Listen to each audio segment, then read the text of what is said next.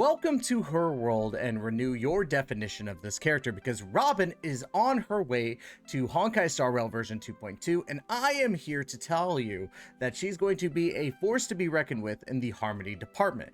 And from what I've seen in a lot of stuff outside of just like generalization guides and leaks and all that, she looks like she's going to be a very good competitor for that spot. I've seen her work with some really good teams. So today we're going to be talking about how you should be building your Robin in version 2.2 of Honkai Star Rail. But before we get into that, make sure to hit that like and subscribe button down below and hit that notification bell to be notified of when the next Honkai Star Rail video comes out. And of course, leave a comment about what you think about Robin. Now, of course, I wouldn't be here without the ever wonderful gamer subs. Make sure to use code TYSTRA for 10% off. You might be wondering why I'm reaching over here. It's because we have the Egyptian Cup releasing here later today, and probably by the time this video releases, it'll be like 7 hours. But look at this wonderful cup. It's beautiful.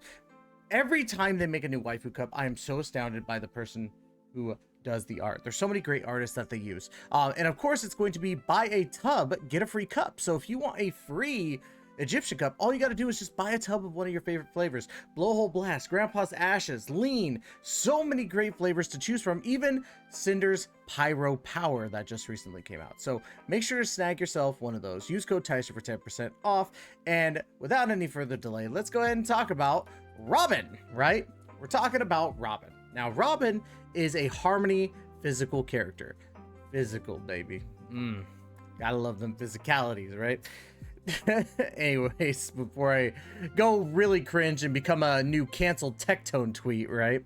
Let's go ahead and talk about this character. First things first, we're going to talk about the essential materials that you're going to need to ascend from level 1 to level 80. So we got the Dream Collection components, the Dream Flow Valves, and of course the Dream Making Engines, right? You're going to need 15 of each of these for just Ascension alone. We'll talk about trace materials here in a bit. But remember, 3 components are going to make a valve, and 3 of the valves are going to make an engine, and these are going to be dropped from the newer enemies in Penacony. So there you go. And of course, we're also going to need the IPC work permit. You're going to need 65 of these in total, and this is going to be part of the new Stagnant Shadow that is coming out in version 2.2. So of course, you're gonna need a lot of training time in this one, right? So we're looking at 65, and it's going to drop about 5 each time, right? So for me, I'm looking at what, 13 times, and you could do about 8 runs a day. So in 2 days, you will get this done for sure. So you got this. I believe in you. Or is it 2? No, it's 6 a day, isn't it? Yeah, it's 6 a day. So 3 days. 3. So anyways, you got 3 times the amount of stuff that you got to do, or 3 times 3 days. That's all I'm gonna say right there. I'm confusing myself now. Let's move on, right? We're gonna move on to the trace materials, because honestly, you don't really need that much to ascend your character. It's about leveling up the traces, right? So trace wise, we're gonna look at the collection component. So we got 41 Dream Collection components here, 56 more of the Dream Flow Valves, and of course 58 of the Dream Making Engines, which is going to bring up your total of these to 56 of the Dream Collection components. You're going to need 71? Yes, 71 of the Dream Flow Valves, and of course 73 of the Dream Making Machines. Again, rules of 3, right? Now let's go ahead and talk about the Harmony specific materials, right? We got the brand new Harmony Calyx that came out in this recent patch of 2.1, and you can get the Firmament Note. You're going to need 18 of those, followed by 69 of the Celestial Sections, and then followed by 139 of the Heavenly Melodies. Now again, these come from the Red Calyx for the new Penacony version of these, you know, red calyxes. So make sure that you do enough farming for that. And again, your rules of 3.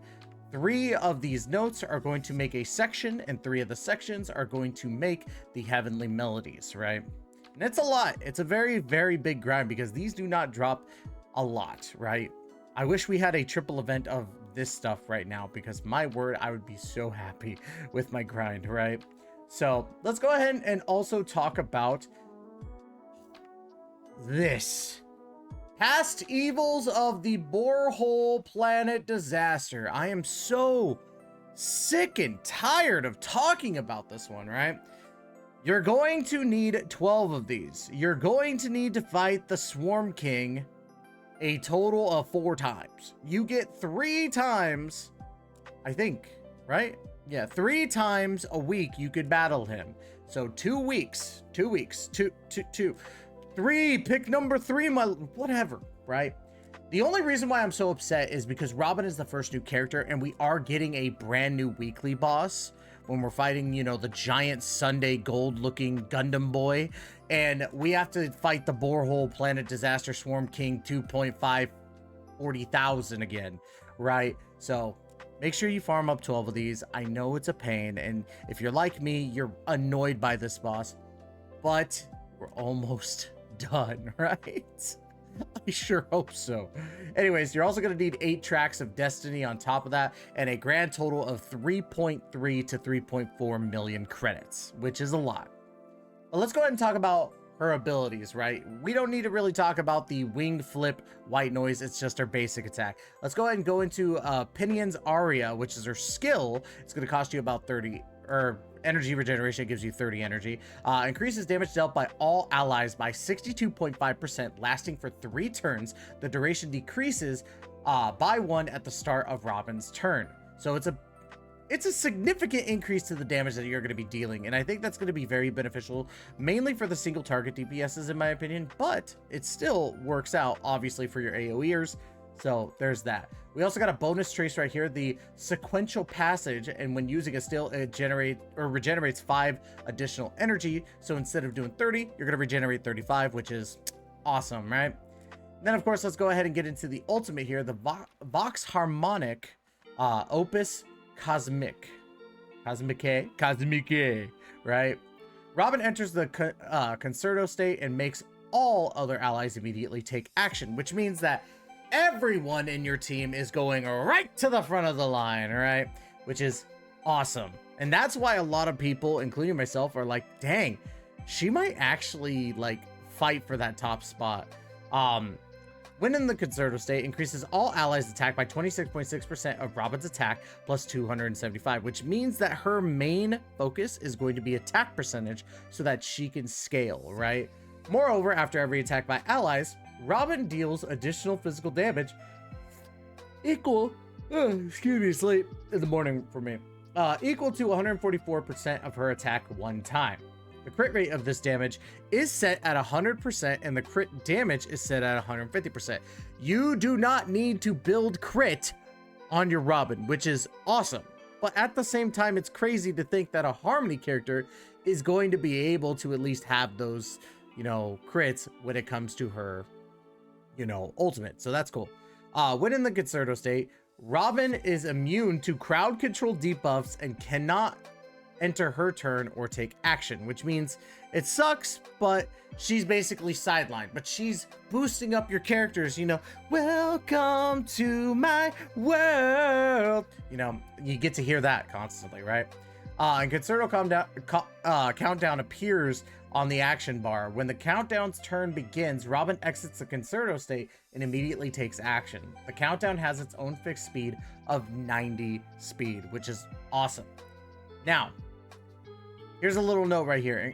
Enter the Concerto state, increases all allies' attack, and causes all teammates to immediately take action. Robin deals additional physical damage when... It's basically just talking over that, right? I do like having this from Honey Hunter World. So, Honey Hunter World, thank you for the little explanation on the bottom. Always dig it, right?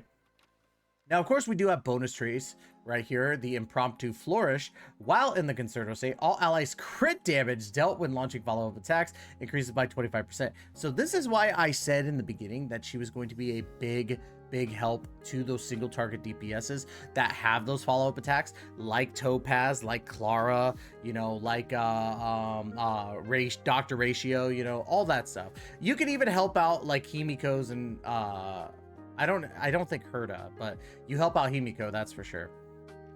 But let's go ahead and talk about the talent here. Tonal Resonance increases all allies' crit damage by 27.5%. Also, after allies attack enemy targets, Robin additionally regenerates 2 energy to herself, and she also has a bonus trace of the Coloratura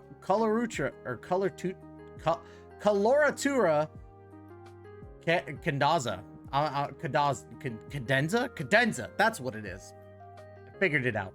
Cadenza, when the battle begins, this character's action is advanced forward by 25%. Now, of course, we also have one last thing. Let's talk about the technique here. Technique! We got the Overture of Inebriation. After using the technique, creates a dimension around the character that lasts for 15 seconds. Enemies within the dimension will not attack Robin and will follow Robin while the dimension is active. After entering battle while the dimension is active, Robin regenerates 5 energy at the start of each wave. Only one dimension created by allies can exist at one time. So that's pretty cool. If you want to battle multiple enemies at once, this will make it a lot easier, especially if you're trying to clear simulated universe and you do not have Akron, right? So she's looking good. Her kit looks pretty dang good. I'm not sponsored by Crest, don't worry about that, right? But let's go ahead and talk about how you want to build her, right? So first things first, let's talk about obviously light cones, because I think light cones are going to be the most important thing. And the best one for her, big old shocker, guys, is going to be Flowing Night Glow, because that's hers, right? It makes the most sense. And so this is like, come on. The wearer gains 1 stack of Conciliation every time any ally attacks. Each stack of Conciliation increases the wearer's energy regeneration rate by 3%, up to 5 stacks. So that's a 15% bump from 5 stack. When the wearer uses their ultimate, removes Conciliation and gains Cadenza. Cadenza increases the wearer's attack by 48% and the team's damage dealt by 24%, lasting for 1 turn. Pretty nice. Pretty pog, right? Pretty dang good. Now, we also have this one, which has been out for a while. It's Bronia's Light Clone. Of course, the battle is not. But the battle isn't over. I always want to like elongate those words, man. Increase the wearer's energy regeneration rate by 10% and regenerates 1 skill point when the wearer uses their ultimate on an ally. The effect can be triggered once after every 2 uses of the wearer's ultimate. When the wearer uses a skill, the next ally taking action, except the wearer, deals 30% more damage for 1 turn.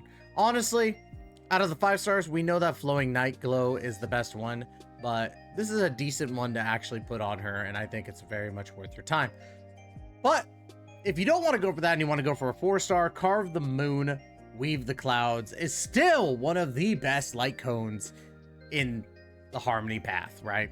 So at the start of the battle and whenever the wearer's turn begins, one of the following effects is applied randomly. 1. All allies attack increases by 10%, all allies crit damage increases by 12%, or all allies energy regeneration rate is increased by 6%. The applied effect cannot be identical to the last effect applied, and it will replace the previous effect. The applied effect will be removed when the wearer is knocked down. So why do I like this light cone? Well, because of the fact that you have different things that actually do benefit you. If you're trying to get your ultimate out, obviously the energy regeneration rate is going to help you. If you need some more crit damage, it's going to give you 12%. And if you need some attack, it's going to give you 10%. However, the only thing that sucks about it is that it's random, right? If you don't want the randomness, you could always go for this light cone for Tomorrow's Journey. Increase the wearer's attack by 60%.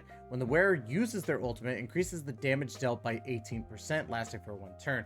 This is decent because it's going to give you that attack percentage buff that you absolutely need to give your team more attack percentage, or just in general from Robin's ultimate. And then when she does use her ultimate, it's going to increase the damage dealt by 18%. So your Robin's going to give a little bit more damage. Granted, she's not supposed to be the biggest damage dealer, but it doesn't hurt to have your Robin do damage.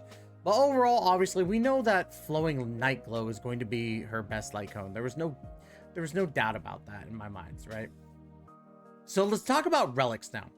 Now, first thing that came to mind for me was a 4-piece Musketeer of Wild Wheat. 1, because your 2-piece is going to be increasing your attack power by 12%, and then the 4-piece when the wearer's speed is increased by 6%, and the basic attack damage increases by 10%. That basic attack damage isn't going to do much for you, except for your ultimate, but getting your speed up there so that you could cast your ultimate before anybody else makes the little thingamadoodle-bob. That's good. But I was thinking a 2-piece of Musketeers of Wild Wheat with a 2-piece of Prisoners here, or Prisoner in Deep Confinement, which increases your attack by another 12%, would probably be a lot more beneficial because of the fact that Robin is going to be based off of attack percentage. Now, of course, you could, instead of going double attack percentage, go with Musketeer, Wild Wheat, or Prisoner, along with Messenger, traversing Hackerspace if you're in need of speed. So I would definitely say start leveling up some of your relics, see what you're missing, and then go for the two-piece that matches you. If you've got more than enough speed, go for two-piece Prisoner, two-piece Musketeer. If you're lacking attack, well, if you're good on attack, then go for Hackerspace, right, as one of your two pieces. That's what I was trying to say. I'm getting tongue-tied with my words all night tonight, so. But of course, out of those, you still need to get your ball and chain, right? Because let's face it, we all got a ball and chain to get. Penacony, Land of the Dreams, is a good one, especially since it gives you that energy regeneration rate. Increases wearer's energy regeneration rate by 5% and increases damage by 10% for all other allies that are of the same type as the wearer. This is really good if you're going to pair your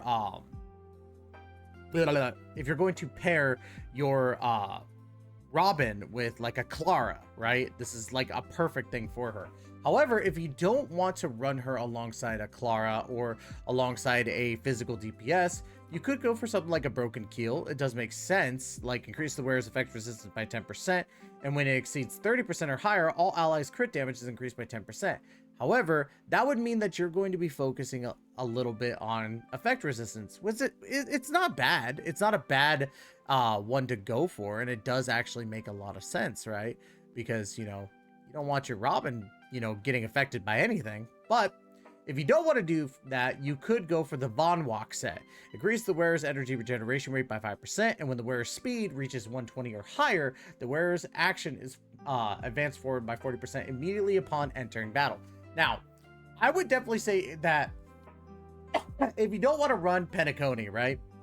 If you don't want to run her alongside a Clara or any other physical units, right? Von Walk might be the go-to, because I think that your energy regeneration rate is going to be way more important than the effect resistance. And yeah, I think that's just going to be what's needed. Now, of course, when you look at Robin's kit, right? I believe it was her ultimate that we were looking at, right? She's not going to be, or where is it? I just want to make sure. Yeah, immune to crowd control debuffs. So she's already got effect resistance up the wazoo for the crowd control debuffs. However, there is a slight chance that Broken Keel might be the go-to, because who knows how much you're going to be getting your ultimate. But you can get your ultimate a lot more if you have more energy regeneration rate. It's literally just a battle on what you want. So personally for me, I'm going to be going for two-piece Musketeer, two-piece Prisoner, because I think that my speed will be just fine. And then for my other one, I'm going to have a set of Penacony, because I want to try her with Clara myself and see how she really works, followed by a Von Walk set, because I don't think that you're going to need the Broken Keel set that much, right? And then for a Lycaon, I really want to use Flowing Night Glow, but to be honest with you, I've been spending way too much money on Honkai Star Rail. I've been getting the character and the Lycaon every single time just about, and I need to take a break. But I think that Carve the Moon is definitely a good one. I don't mind random. I like the gamble. But if you don't, then you could go for Tomorrow's Journey or any other Harmony Lycaon that could work very, very well with her, right? Overall, Robin is one of those characters that I think is going to be a fun character to try out. I'm excited for her, and honestly, I'm so excited to have a character that's going to sing us songs in her ultimate, right? Just make sure that if you're streaming or recording gameplay, don't get copyrighted, y'all. So, and that's going to be it for today's video. Don't forget to like, comment, subscribe. Let me know what you think about Robin, and let me know what your opinions are. Are you going to be pulling for Robin? Are you going to be pulling for a Lycaon, or are you just going to be like me and go for, you know, Carve the Moon? So anyways, y'all, that's going to be it. Don't forget to check out Gamer Subs. Again, we got the Egyptian Cup coming out later today. And of course, as always, we will catch you in that next video. Please take care and be safe.